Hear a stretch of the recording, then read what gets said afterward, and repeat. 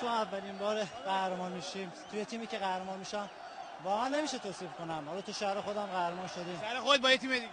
واقعا اولین بار اینو تجربه میکنم. اینقدر خوشحالم. خدا رو شکر تونستیم تماشاچیای خودمون رو خوشحال کنیم. یه سال زحمتی کشیده بودیم به بار نشست. و اینکه فصل هم با آشتی به پایان بردی دیگه.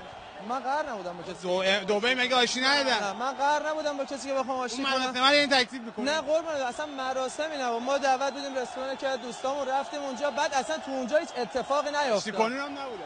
نه ما کسی قهر نبودیم. دوستان یا چند تا از دوستان مشترکمون صحبت کردن و قدرت کنار گذاشته شد و در حال خیر بود. ولی مهمتر از همه اینه که ما با اینکه اختلاف اگر بودش یا چیزی بود بیرون زمین، ما تو زمین نشون دادیم که مهدی رحمتی الان دوباره باز تکذیب میکنه، میگه هیچی نبود، فقط توی رستوران بود، هیچ آشتی اصلا تو کار نبوده. حالا به هر حال هر چی بود من نظر خودمو میگم. من نظر شما آشتی اینا اصلا نظر من چیز خاصی نبود. به هر حال اختلاف سلیقه همیشه هستش، ولی مهمتر اینه که ما نشون دادیم که فوتبال حرفه‌ای یعنی که ما تو هر شرایطی بتونیم با همدیگه باشیم، بتونیم تیم باشیم و نتیجه بگیریم. خدا رو شکر دیدید بعد از چند وقت هر اتفاقی اگر افتادش تیم نهایتا قهرمان شد که خیلی مهم بودش.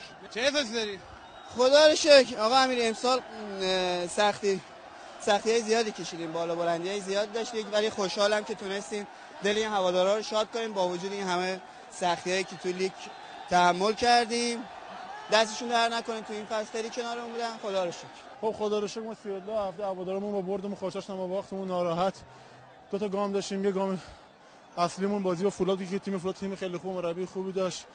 خدا رو شکر تونستیم امتیاز رو بگیریم و با حمایت هوادارمون داخل و دعای مردم بیرون تونستیم بازی رو ببریم. اینکه حالا خارج این بازی شایعه واسه فصل بعد چیه؟ به قرآن محمد اگه آدم دلشون میاد این هوادارا رو ول کنه بره تیم پرسپولیس قویاً تکذیب. نه بابا اول نفرم که تمدید میکنم خیلی راحت باشه. تبریک به هیجان زده اینوش با این سن و سال رحمتی رو بلند.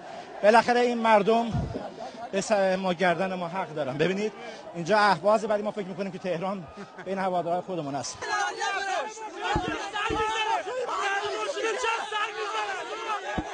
از پشت استادیوم سنگ میندازن.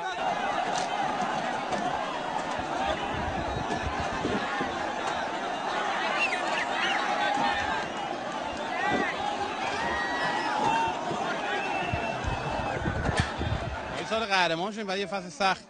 فکر میکنم همونطور که شما صندلی‌ها رو گفتین میشکنه نگم فولادیه. میدونم آقای صالحی. ولی نگاه کن نگم فولادیه. آقا صندلی‌ها رو میشکنن جریمه شما میخوام حرف بزنیم بریم بابا. حالا صندلی‌ها رو شکوندی. خیلی خوب باشه. نه خب باشه. خب من نشوندم که برو کنار، مگه من خودتون داری بهشون میگی. من آقا رومم این بره. حسابی رو بوده. اگه فولاد بود خب پدرش در می آورد. فولاد ان خیلی خوب مفتی بود. اصلا مفتی ان شاء الله قهرمان آسیا شد. أنا قلت جابت فلوس خلينا نفتش خليني تعرفه